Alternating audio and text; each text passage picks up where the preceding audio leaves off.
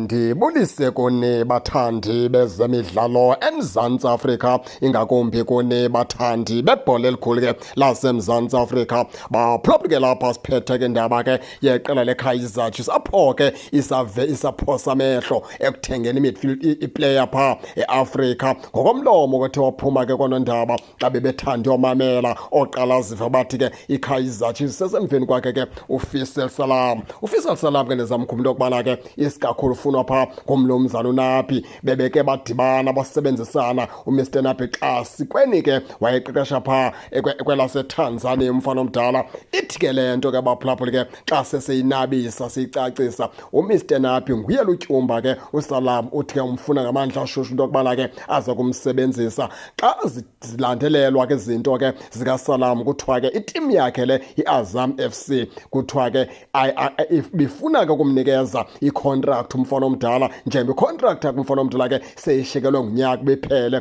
Kuthi umfana omdala ke wala lo kaSalam wathi ke kabesakwazi ke ukusayina isivumelwano nelaa qela, into ayifuna ufuna ukuphuma pha akakhulise kulwazi ke analo. Kuthiwa ke ngoku laa tim ke leya ibizwa ukubana ke Azam FC inexhala lokubana umfana omdala ke imluze mahala sele free agent. Kuthiwa ke zezinye zezizathu ke ezingenza into yokubana ke izivuma ukumthengisela pha iKaizer Chiefs. Ke bathi konondaba ke oqala zive xa bebethe bethuphe babaleka bomamela. Kuthiwa ke iKaizer Chiefs le ibeka i-offer etyebileyo, i-offer ke thande ukuthi xaxe pha kwiqela ke leAzam FC malunga nale ndodanyana ke yakwaSalam. Kuthiwa ke yiyo laa nto ke kuthiwa laa tim inga-end apha seyiphela amandla, ngoba ke ibike yafuna ukuthi ke lo mfana ke ayifuni ukumthengisa. Wayibeka ke yacaca kuSalam into yokubana ke akazuba saqhubeleka ongeza icontract nabo, ngoba yena ucela bamkhulule akahambe ofumana amanye amadlelo ahlaza akhulise ulwazi ke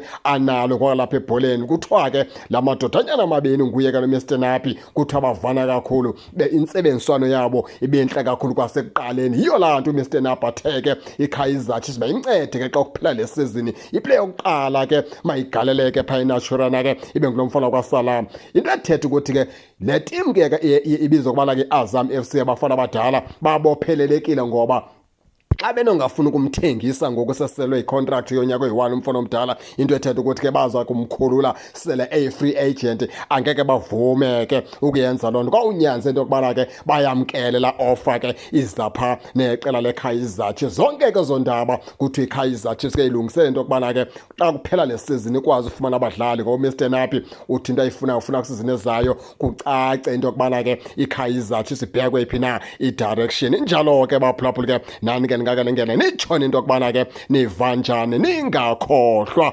usubscribe kule channel ukuze ningaphoswa zezemidlalo endizanothulela zona kwixa elizayo kakuhle babukeli.